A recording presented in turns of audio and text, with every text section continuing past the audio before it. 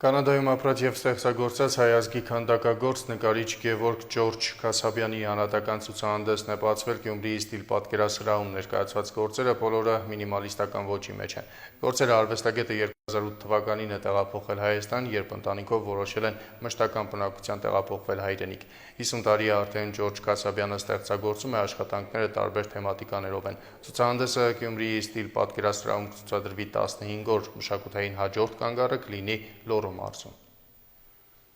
2008 թվականի կանադայեն հետս բերած աշխատանքներս են, որը բավականին ծավալուն ցուցադրված են Կանադայի եւ եվրոպական սրահներում մեջ։ Ուզեցի, որ այսօր Գյումրի քաղաքում ինձ համար Գյումրի շատ նշանակավետ քաղաք է, ինչ որ եկա տեսա Գյումրին, ծանր մշակույթի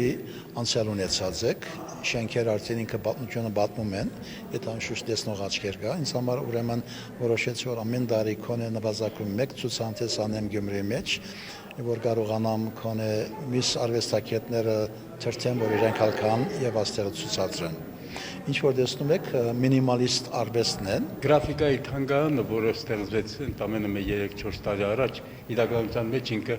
91 թվականին է ստեղծվել։ Ինքը միշտ արտաքին հարաբերությունների մեջ կապեր է ունեցել, ինքը միշտ արտասահման է գնացել ցուցահանդեսներով, արտասահմանից արվեստագետներ են եկել ցուցահանդեսներով։ Սա մեր սկզբունքն է, եւ այդ սկզբունքով մենք աշխատում ենք ոչ թե մենակ